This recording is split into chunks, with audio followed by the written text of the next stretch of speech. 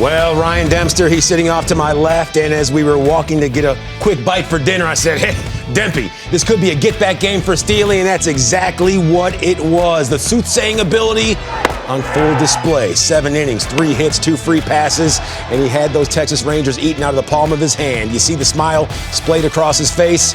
Cubs fans, they love seeing that. They also love seeing the offensive production once again. They really ripped the lid off of this one in the bottom of the 6th. Ian Happ pushes a pair across Tuck, and then Seiya to start that offensive explosion and end it with a 7-0 W. Huge victory. That's how you get it done after a crushing defeat on Sunday. So let's roll. This is Cubs Postgame Live, presented by Yuengling, America's oldest brewery. I'm Cole Wright, alongside the 16-year big leaguer Ryan Dempster. And Dempy, maybe I told you that because you could have planted that seed a little bit earlier. You told me that Justin Steele was due, and boy, was he ever. Yeah, I saw things in his last start that really made me feel positive about going into this start. You know, he bounced back, kind of a rough outing in the beginning in Sacramento, and he gave up some runs early on, and then all of a sudden he started to shut the door. He made some adjustments. Guys were trying to take inside pitches and go with it, and so what did he do? He started backdooring his breaking ball.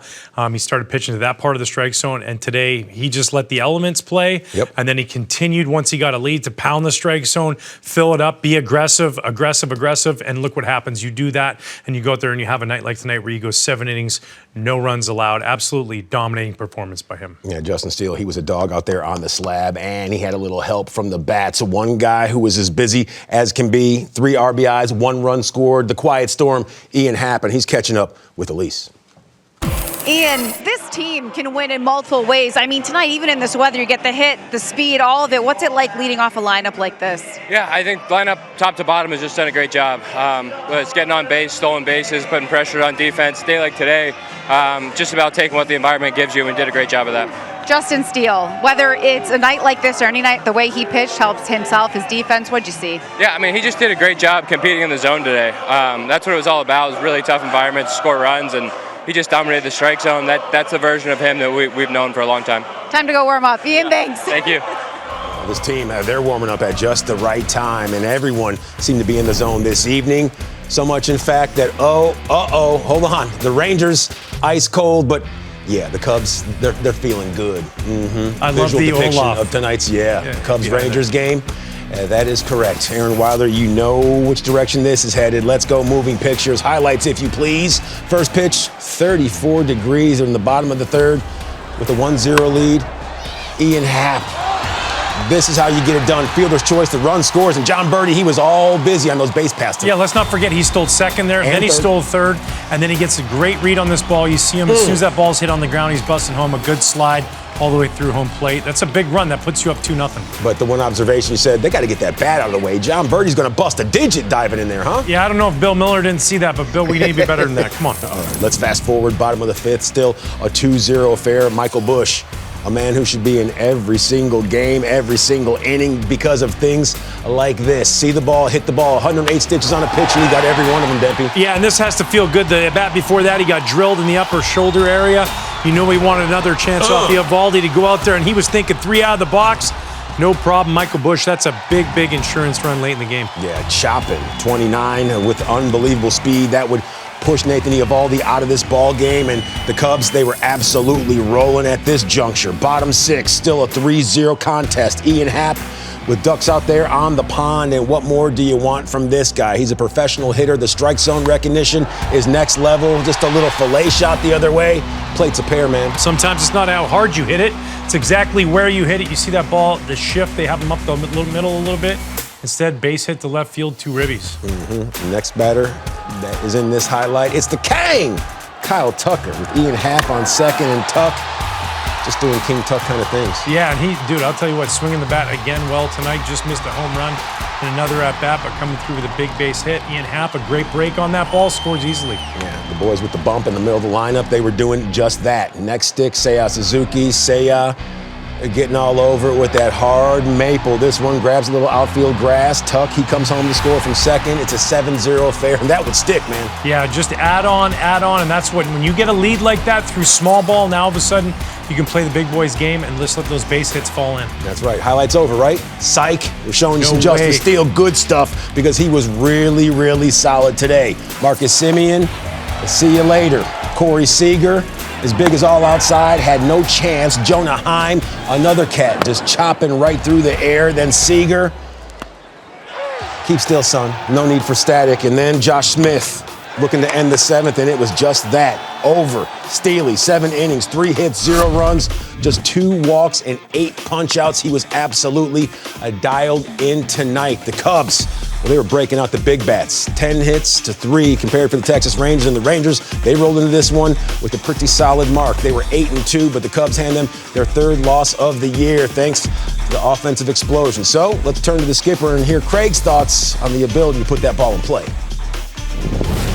Yeah, I mean, we played just an all-around really good offensive game. You know, first it started out with just some really good base running. You know, meant John Birdie's just kind of trip around the bases to get the 2nd run with 2 stolen bases and a really good secondary lead, and been able to score on a you know, a hard ground ball hit to first base. That's just great base running, right? He created that run all by himself.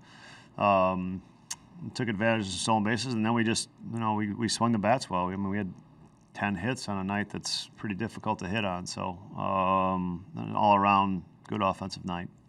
Amaya kind of set up the 4th and 5th run by going all the way to 3rd base. I mean, it just seems contagious with your team right now. Yeah, we're making good decisions. It's aggressive. It's good decisions. And yeah, I mean, I think it's, you see one guy do it, and you want to be the guy that makes a good decision, makes a good aggressive decision, and you know, it's good when you see guys like Amaya doing it as well. Justin Steele, really any night, it's a nice outing, but especially in this weather, how impressed were you with what he was able to do? Yeah, I mean, I thought he just, you know, he had a couple walks early, and then he just started filling up the zone, but he was on the attack, number one, and on a night like tonight, it's, you know, we talked about it pregame, you have to be on the attack, and I thought he pitched really, really well, and he knew it, and he knew that was the plan tonight, and he executed it perfectly. Talk about like the good at bats and how guys want to interesting to offer that. How do you notice like how base running even that can just feel an offensive change? Well, it's just, I think the guys have made it important to each other, and they've, you know, we've got some good feedback early that it can make a difference, and it's just, you know, it's kind of self-fulfilling from that point. So, I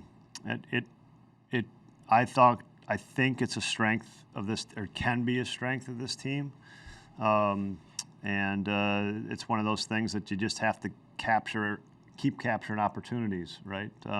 We did a nice job with the stolen bases tonight, picking the right spots. That's part of it, you know, picking the right spots to run.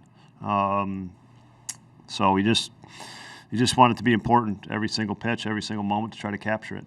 Does the success ratio, I mean, you've only had one guy's thrown out stealing all year. Does that ratio also play into your thought processes about keeping on moving runners until they're out? Yeah, I mean, stolen bases, you're putting risk on, right? I mean, it's a risk, and you're trying to, you know, you're trying to put it on in moments that it makes sense, in moments that maybe you have the best chance, or that putting risk on makes some sense. So it's picking your spots, and you're trying to pick those spots where you think you got a better chance. Right now, I think we're picking really good spots, and you know, sometimes the other team just makes a great play. Sometimes the catcher just makes a great throw, and he gets you. But what we want to do is put risk on in the right spots, and the guys have been doing a good job of that. Just asked about Amaya, but just the catcher position to get the production that you can get from that spot. How does that change the lineup? Yeah, I mean, it's huge for any team. I think offense from the catcher position is a big deal. You know, I mean, you just look at our offense last year. I mean, from the first half to the second half, and I think that's a great example of it. And we're off to a really good start with both those guys, both doing a great job. Well, it was a collective effort and a collective great job this evening to push the Cubs to 8-5 and a 1.5-game lead over those Milwaukee Brewers. 2.5 over the Cardinals. Pirates and Reds right now holding up the back of the division. Cubs right now in that catbird seat, so hopefully all remain. Hold on a second. Is this the episode where they were singing Fire and Desire?